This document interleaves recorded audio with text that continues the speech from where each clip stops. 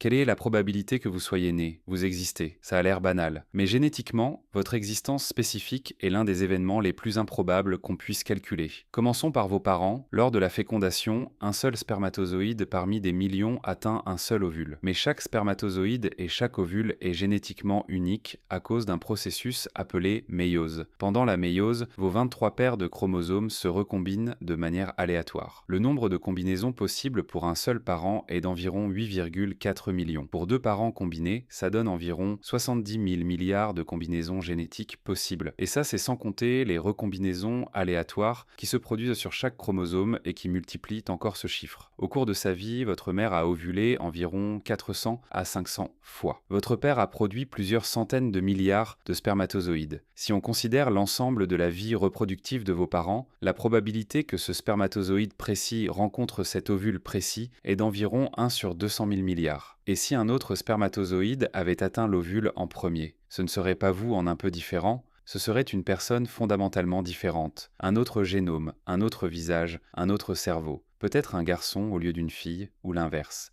Vos frères et sœurs en sont la preuve, des mêmes parents, mais des personnes différentes. Chaque spermatozoïde porte une combinaison unique de chromosomes. Changer de spermatozoïde, c'est changer de personne. Mais ça ne s'arrête pas à vos parents. Pour que vous existiez, il a fallu que la même chose se produise pour vos 4 grands-parents, vos 8 arrière-grands-parents, et ainsi de suite, sur environ 10 à 12 000 générations, jusqu'au premier Homo sapiens, il y a plus de 300 000 ans. À chaque génération, le bon spermatozoïde devait rencontrer le bon ovule. Si une seule fois, un ancêtre différent avait été conçu, vous ne seriez pas vous. En multipliant toutes ces probabilités, on arrive à un chiffre tellement grand qu'il en perd presque son sens. Pour comparaison, le nombre d'atomes dans l'univers observable est estimé à 10 puissance 80. La probabilité de votre existence spécifique est incomparablement plus petite que ça. Bien sûr, quelqu'un devait naître. Quel que soit le spermatozoïde qui atteint l'ovule, une personne est créée. La probabilité que quelqu'un existe est de 100%. Mais la probabilité que ce soit exactement vous, avec exactement votre ADN, est si proche de zéro qu'elle en est pratiquement nulle. Au final, votre existence est le résultat d'une chaîne d'événements si improbable que les mathématiques peinent à la décrire. Des milliards de personnes possibles n'ont jamais vu le jour. D'autres visages, d'autres esprits, d'autres vies entières qui ne se sont jamais réalisées. Parmi toutes ces possibilités, c'est vous qui êtes là. Vous n'aviez pratiquement aucune chance d'exister. Et pourtant, vous existez.